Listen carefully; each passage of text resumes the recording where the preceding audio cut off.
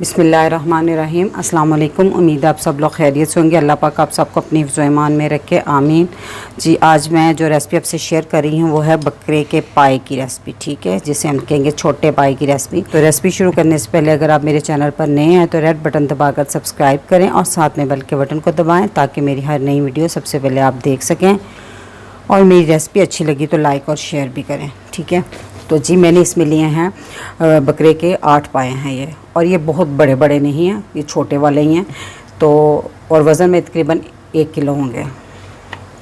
तो इनको मैंने कैसे धोया, आधा कप मैंने आटा लिया था और इसको लगाकर 15-20 मिनट के लिए रख दिया था। और फिर उसको अच्छे से मलकर, मसलन हाथों से इस तरह करके, जैसे एक बोटी है तो इसको अच्छे से इस तरह मसल कर धो लिया और खुले पानी से अच्छी तरह इसको वॉश कर लिया, ठीक है।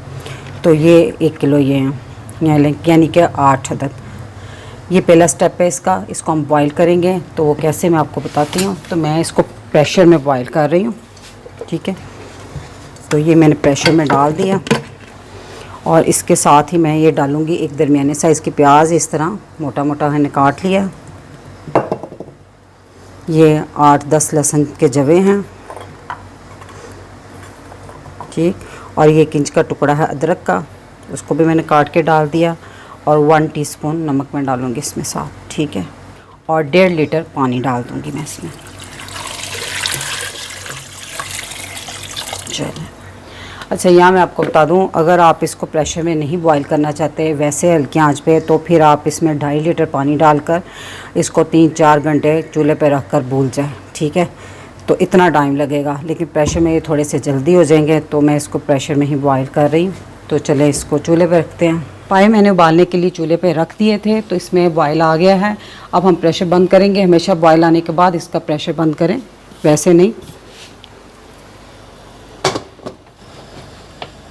अब हम इस पर वेट भी रख देते हैं, ठीक है। जब ये चलना शुरू हो जाएगा ना, इसका वेट चलने के बाद हम इसको 15 मिनट दूंगी और इसको चेक कर लेंगे। अगर बाद में ज़्यादा टाइम की ज़रूरत हुई तो फिर दोबारा दे लूँगी, क्योंकि ये पाए थोड़े छोटे हैं और पाए करने का टाइम उसके साइज़ पे मुनहसर होता है। अगर थोड़े से बड़े बड़े पाए हों तो वो ज़्यादा टाइम लेते हैं, ठीक है। तो 15 मिनट के बाद मैं इसको चेक करूँगी। शुरू में आपने आँच तेज़ रखनी है। जब इसका प्रेशर चल जाए तो फिर इसके बाद आपने इसकी आँच स्लो कर देनी है और स्लो आँच पर इसको 15 मिनट देना है। मैंने इसको 20 मिनट टाइम दिया है। तो इसकी भाप निकालने के बाद मैंने इसका ढक्कन खोल दिया। तो पाए अच्छे से गल गए हैं। अच्छे से हमें फुल डन नहीं चाहिए, 90% हमें चाहिए। कुछ मसाले में पकेंगे, ये देखें हाल गए बहुत सॉफ्ट हैं इतने।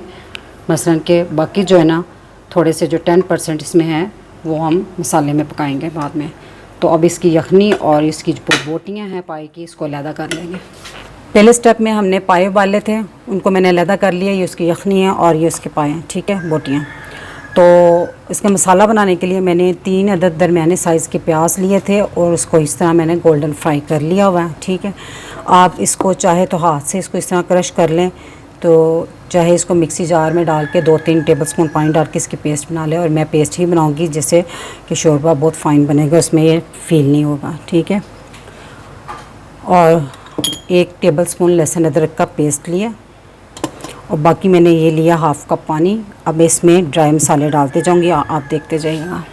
ये 2 टीस्पून मैंने लिया है पिसा हुआ धनिया, 2 टीस्पून लिया हुआ है पिसा हुआ ज़ीरा, 3 टीस्पून लिए मैंने पिसी हुई लाल मिर्च।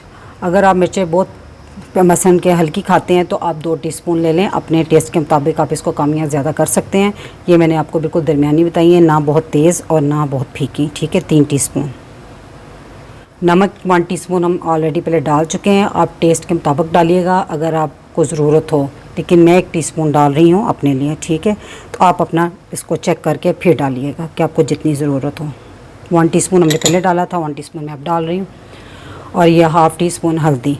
और इन तमाम मसालों की जो मयरिंग है ना, मैंने इस मयरिंग स्पून से की है। और ये 1 टीस्पून गरम मसाला है जिसको मैं बाद में डालूँगी इसके शोरबा पकने के बाद। और इसके अलावा मैंने 150 ग्राम मैंने दही लिया और इसको अच्छे से फेंट लिया हुआ है। तो अब हम इसको पकाना शुरू करते हैं। इनको अच्छे से पहले मिक्स कर लें, ठीक। और इसकी पेस्ट बना लें, ठीक है। तो वो प्याज में मैंने 3-4 टेबलस्पून पानी डालकर उसकी अच्छे से मैंने पेस्ट बना ली है। तो अब हम इसको पकाना शुरू करते हैं। जी तो ये पैन में मैंने घी डाल लिया। असल में ये घी वही है जिसमें मैंने प्याज फ्राई किया था और मैंने आधा कप घी लिया था। आपको बता दूं पाए जो हैं घी में ही अच्छे लगते हैं, लेकिन अगर आप ऑयल में बनाना चाहें तो आप ऑयल यूज़ कर सकते हैं। तो मैंने ये बाकी वही बचा हुआ है घी, तो मैं उसमें अभी 1 टेबल स्पून डाल दूँगी लहसुन अदरक का पेस्ट। थोड़ा सा ठंडे में डाला, नहीं तो गर्म में इसकी छींटें उड़ेंगी बहुत ज़ोर से। आप दरमियानी आंच कर इसको 1 मिनट तक भून लेंगे। 1 मिनट मैंने लहसुन अदरक की पेस्ट को भून लिया। अब हम इसमें जो प्याज की पेस्ट बनाई थी वो डाल दूँगी।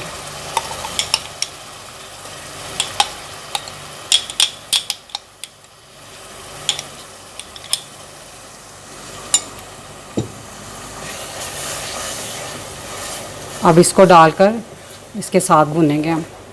अब प्याज तो ऑलरेडी कह लें कि फ्राई हुआ है, लेकिन इसके साथ ज़रा सेट हो जाएगा लहसुन अदरक की पेस्ट के साथ।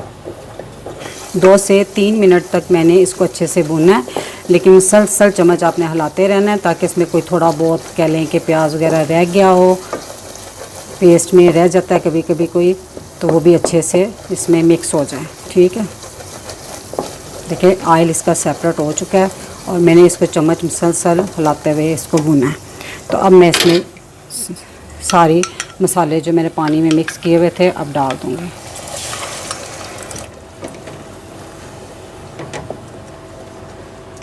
अब हमने इसको तब तक इसको पकाना है या भूनना है कह लें जब तक इसका ऑयल सेपरेट ना हो जाए, और वक्त बीच बीच में आपने इसके चम्मच हिलाते जाना। आँच मैंने दरमियानी रखी हुई है। मसाला मैंने अच्छे से भून लिया है। देखें ऑयल सेपरेट होना शुरू हो गया इसके ऊपर। ठीक है, अब इस पॉइंट पे हम डाल देंगे दही, और दही के लिए आंच बिल्कुल स्लो कर दें, बहुत स्लो। और दही को मैंने फेंट लिया हुआ है और इसको स्लो आंच पर ही पकाना है आपने दही को। ठीक है, और 7 चम्मच हिलाते रहें। थोड़ी देर तक आपने ऐसे ही इसको पकाते रहना।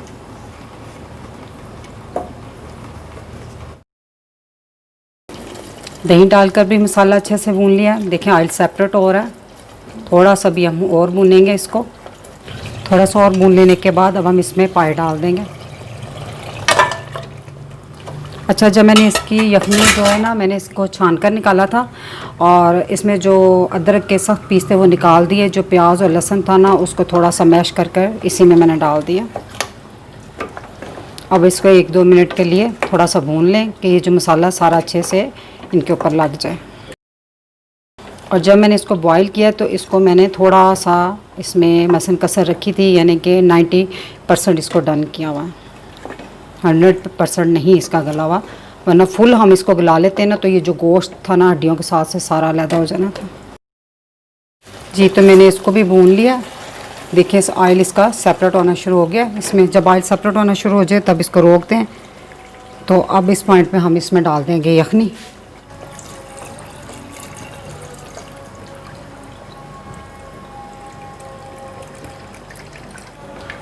इसको अच्छे से हिला दें। अच्छा, बाकी अब आपने शोरबा अपनी मर्ज़ी के मुताबिक रखना है। तो अगर आपको बहुत पतला पसंद है या कम है ये यखनी के हिसाब से, तो आप इसमें पानी ऐड कर लें। ठीक है, मैं इसमें थोड़ा सा पानी डालूँगी। 1 कप पानी और डाल दिया।